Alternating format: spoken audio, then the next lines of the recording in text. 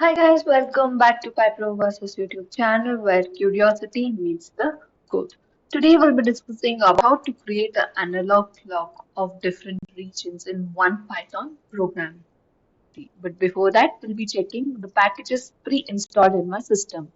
So the first command that I'm going to execute in command prompt is pip list, where you can see all the packages with the versions so I can give a look about what package is what version and update it accordingly. So you can take a look onto your packages. If not installed, please do install it. You can just Google how to install and there will be a command for that to execute in command prompt.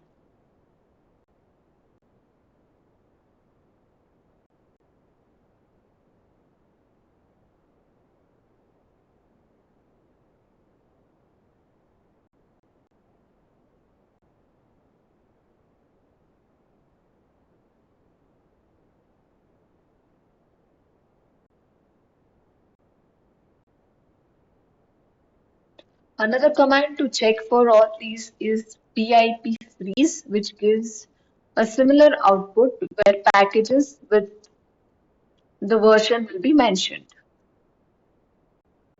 Let's move on to the code now. So firstly, starting with importing all the necessary libraries, which includes Tkinter for easier, and we rename it as TK for easier reference of the code. And from date and time, we import date and time. This line imports the date and time class from date and time module. It uses to work with dates and times. We also have important PYTZ. This line which provides the time zone support, and we have imported math also, which provides mathematical functions. Moving on, we have the main class analog clock, and under that we have few of the function which includes the init and the draw numbers function and update time function and also set the timer function. And after that, we have a function out of the loop of the class. We have main, which is basically the GUI of the entire program. So going on, firstly, let me explain the definition in it from the analog clock, which is the first one.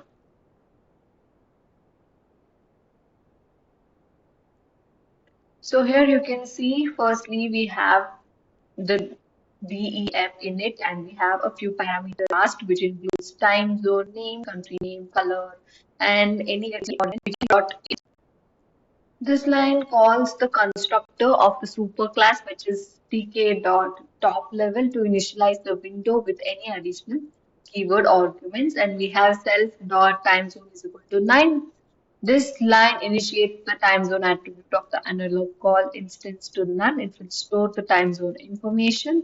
And we have self dot country name is equal to country name. This line assigns the value of the country name argument to the country name attribute of the analog clock instance.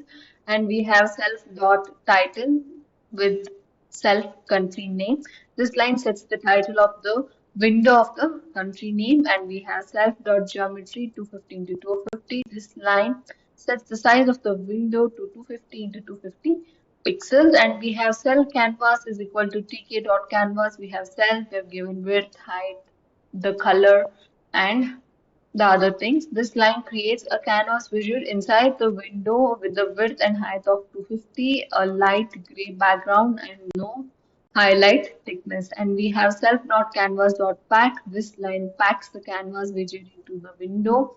And we have self r hand self canvas create line and few numbers. This line creates a line representing the R hand of the clock on the canvas, and we have self minute hand. This line creates a line representing the minute hand of the clock on the canvas, and we have self dot second hand. This line creates a line representing the second hand of the clock on the canvas, and we have self dot country label. This line creates a text label displaying the country name at the coordinate 125 comma 210 on the canvas, and we have self dot date label self canvas create text 125 230. This line creates a text label to display the current date at coordinates 125 230 on the canvas, And we have self dot draw numbers. This line calls the draw numbers method to draw the numbers around the clock face, and we have a if loop, so we are checking if the time zone name, that is, it checks if the time zone name is already been provided. If yes, self dot set time zone to time zone. If the time zone name is provided, this calls the set time zone method to the set time zone. And we have self dot update time. This line calls the update time method to update the clock's hand with the current time. Let's move on to the next, which is draw numbers. If draw numbers. So this line defines the draw numbers method, which draws the number around the clock face. We have self dot canvas create oval 40, 40, which is the x and y coordinate, and followed by height and width, which is 215 into 215. This line creates an overall shape representing the clock face on the canvas. And we have a for loop where for in range 1, 13. This line starts a loop that iterates from 1 to 12. Angle is equal to math dot radians 90 minus 30 into I. This line creates the angle for placing the number of numbers around the clock face. We have set x is equal to 125 plus 80 into math clause angles, and y is equal to so and so. So here these lines calculate the coordinates of x and y, where each number should be placed around the clock face. And here we have self.canvas.create text x comma y text string font so and so. This line creates a text label for each number at the calculated coordinates x and y. Next, we are having a function of update the time. Here you can see this line defines the update time method, which provides the positions of the clock hands and the display date. And then we are starting with the if loop, if self dot time zone. This line checks if the time zone is set, and then we are initializing current time is equal to date time dot now self time zone.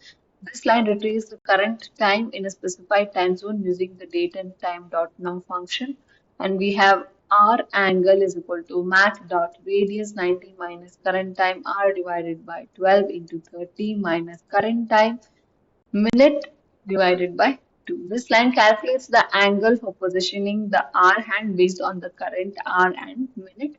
And minute angle is equal to math dot radians followed by 90 minus current time minute into 6. This line calculates the angle for positioning the minute hand based on the current minute. Then we have second angle is equal to math radians 90 minus current time seconds into 6. This line calculates the angle for positioning the second hand based on the current second. Then we have self.canvas.chords followed by self R hand, which is 125, 125, 125 plus 60 into math cos R angle followed by 125 minus 60 into math sine R angle. This line updates the position of the R hand on the canvas based on the calculated angle. And we have self.canvas chords followed by self minute hand 125 is the same. So this line updates the position of the minute hand on the canvas on the calculated angle. And we have self dot canvas chord self dot second hand 125 125 in plus 90 into math cos second hand second angle, and followed by 125 minus 90 into math sine second angle. This line updates the position of the second hand on the canvas based on the calculated angle. Then we have self dot canvas item config self date label text is equal to current time string. This line updates the displayed date label with the current day of the week. And we have self dot after 1000 self update time. This line schedules the update time method to be called after again 1000 milliseconds, that is 1 second. Followed by we have a definition of function of set time zone. So here set time zone, the line defines the set time zone method which sets the time zone for the clock, and we have self time zone is equal to pi tz time zone, and this line assigns the time zone specified by the time zone name to the time zone attribute, and we have the root also. Moving on to the next, we have a separate function for the GUI display, which is DEF main, followed by root is equal to tk.tk root window withdraw.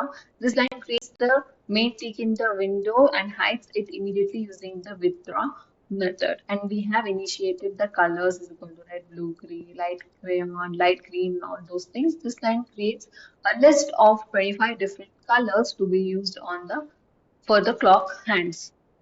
And then different time zones initiated, which is you can see that we have initiated America, New York, US, and coming we have Europe, London, Asia, Tokyo, and you can see even India is also given somewhere.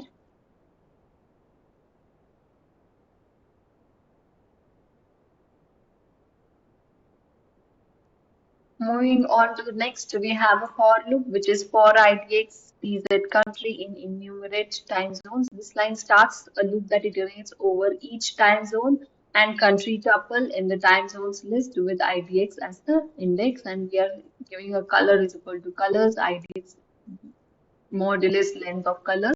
This line selects the color from the colors list based on the current index to ensure each clock has a unique color.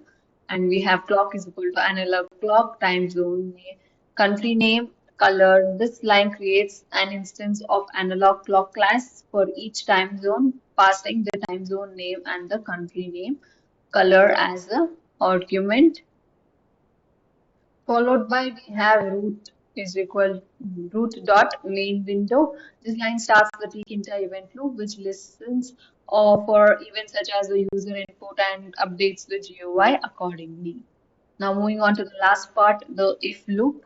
Here for if loop, we have this line checks if the script is being run as a main program. If so, it calls the main function, which is the entry point of the program. Let's please see the output of the program and how this analog clock works. So as usual, I'm going to go where the program is, copy the name of the program, open the command prompt in the same window, and Python space file name dot py. You can see there is a separate analog clocks for each country, and there are about 15 to 20 of them. You can see the hour and the minute are all different colors set. Thank you so much for watching. If you have learned something from this video, please do like, share, and subscribe to our channel. Thank you.